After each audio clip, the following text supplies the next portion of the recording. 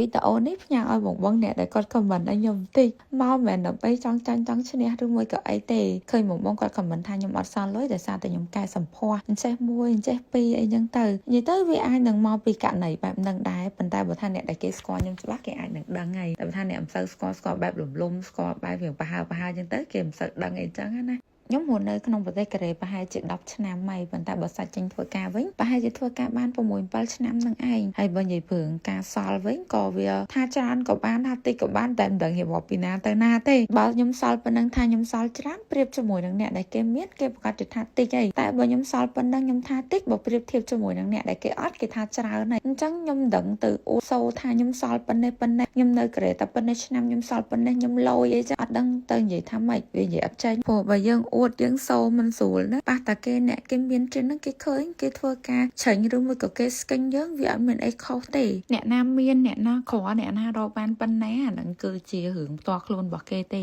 យើងកុំគិតថាយើងរកបានយើងពូកែជាងគេយើងកុំគិតថាយើងរកអត់បានយើងអន់ជាងគេអ្នកដែលគាត់មានទំនួលខុសត្រូវច្រើនណាពេលដែលគាត់រកលុយមកក៏អត់សូវសល់ទេដោយសារតែត្រូវឲ្យទៅអ្នកផ្ទះដោយសារតែត្រូវសងបំណុលគេដោយសារតែត្រូវចិញ្ចឹមកូនវាមានហេតុផលច្រើនដែលធ្វើឲ្យគាត់អត់សល់លុយហើយបើដូចខ្ញុំរកមកគឺសល់ហើយដោយសារតែខ្ញុំគឺអត់មានទំនួលខុសត្រូវអីទាំងអស់ហើយមួយទៀតខ្ញុំរកមកដើម្បីតែខ្លួនឯងហើយអ្នកខ្លះគេថាខ្ញុំចាយវាហឺហាសម្ភារៈនិយមវ័យខ្ញុំនៅក្មេងវ័យខ្ញុំនៅស្អាតខ្ញុំត្រូវតែចាយលុយដើម្បីសេចក្តីសុខខ្លួនឯងមិនចាំដល់ពេលដែលខ្ញុំចាស់ជរាហើយបានយកលុយហ្នឹងមកមើលជំងឺទេអត់ទេខ្ញុំត្រូវតែចាយសប្បាយនៅពេលដែលខ្ញុំអាចធ្វើបានដូចម៉ាក់ខ្ញុំគាត់តែងតែប្រាប់ខ្ញុំថាកុំទិញរបស់ឆ្ងាញ់ទៅសែនពេលដែលគាត់ស្លាប់ត្រូវយកលុយហ្នឹងទិញរបស់ឆ្ងាញ់ឲ្យគាត់ហូបពេលដែលគាត់នៅរស់នេះខ្ញុំតែងតែចាំពាក្យហ្នឹងហ្មងហើយក្តីសុខមិនមែនតតែយើងមានលុយច្រើនបានយើងអាចធ្វើបានទេយើងអត់មានលុយក៏យើងធ្វើបានដែរយើងរកក្តីសុខតិចឲ្យខ្លួនឯងព្រោះយើងខំធ្វើការរកលុយមកដើម្បីអ្នកដទៃច្រើនទេអញ្ចឹងយើងគួរតែខំធ្វើការរកលុយមកដើម្បីខ្លួនឯងខ្លះនិយាយនេះគឺមិនមែនដើម្បីប្រៀបធៀបអីទេ